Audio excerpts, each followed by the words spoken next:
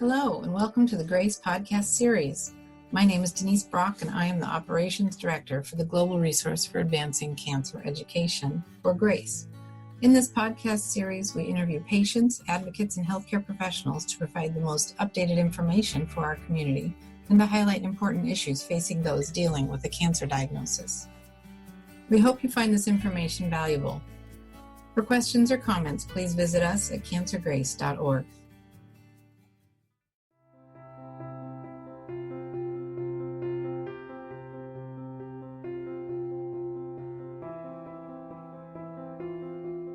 Let's turn to somebody getting a biopsy and having MET amplification, which is one of the things we cite as what we hope to find if we're looking with a mutation. You find the original EGFR mutation, you find MET amplification. What do you do with that, particularly if you're out in a place where clinical trials aren't available? So there is a clinical trial that demonstrated that the combination of an EGFR TKI with a MET inhibitor, savolitinib, was safe and effective. And right now, that is not an FDA-approved drug. However, crizotinib, which is an FDA-approved drug, is available. And so one could combine, in an off-label way, crizotinib with Tagrisso. Mm-hmm. I think we have to be careful, though. MET amplification is called frequently, Very good but point. there can be a little bit of MET amplification, in which case all you're doing is adding toxicity, or there can be a lot of MET amplification, and the lot is actually fairly rare. Yeah. Right. And there also are MET mutations that can happen, but I think we need to be really careful, especially if someone is getting a report that says MET amplification and doesn't go into details about how much, because for many of those cases, chemotherapy is still your best approach. And if you instead start adding a MET drug on and it doesn't work that well and they get side effects and then they're too ill for chemo, you've missed the opportunity to really treat with the standard. Yeah, and that's a really great point, because the majority of the molecular reports that we get back, all they say is MET amplification. Right. And so you have to really understand what you're looking at when you're looking at the molecular report. And I think that's terrific to bring up, because even in the clinical trials, that hasn't been characterized that well. And I think that part of the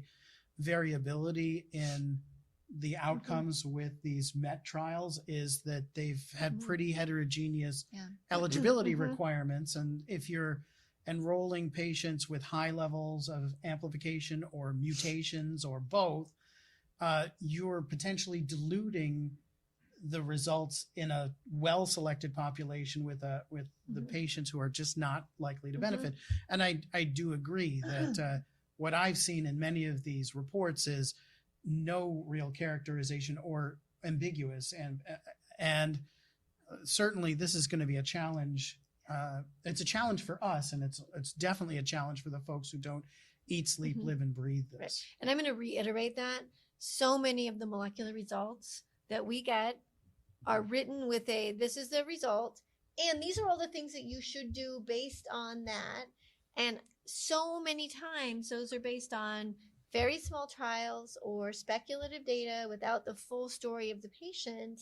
And I think it leads to a lot of harm, because you get a result and it's saying, oh, there's MET amplification, you should give crizotinib, and maybe a small percentage of the time that would be a reasonable recommendation. Yeah. But the clinicians who aren't used to living and breathing in this world, and the patients then see that and feel that, oh, I'm not doing everything I should, when really that would be a wrong approach. And so we need to really, I think as a community, talk more about when these results come out, how do we make sure that you're not missing potential suggestions that could be helpful, but you're not emphasizing them in a way where it looks like something should be done that really should not. Right. Yeah, and this comes up a lot. And I completely agree that we need, in the molecular oncology 2.0 world, to recognize the potential harm of reports that overemphasize preclinical, that is, and for patients out there and clinicians out there who are reading these reports that say you should try everolimus because a study suggested that this drug could be effective for this mutation. And it doesn't really cite that this is based on a mouse model that has never been tried in humans. And we're talking about expensive toxic therapy is a major issue that we need to carefully assess what the quality of the data are that are making this recommendation, because many of these are too cavalier about suggesting going down a rabbit hole to justify the expense of this test, and finding something to do. Whether that's something we should do is a different question.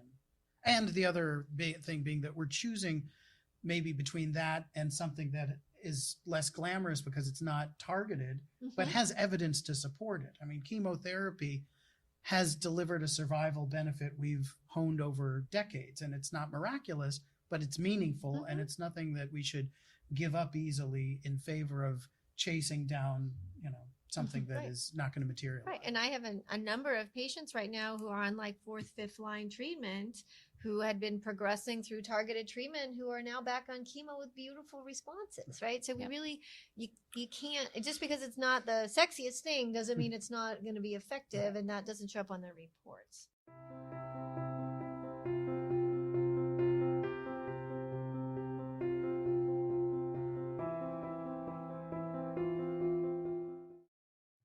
Thank you again for joining us. This podcast was made possible by the generosity of sponsorship from our friends at Lilly, Novartis, and Takeda.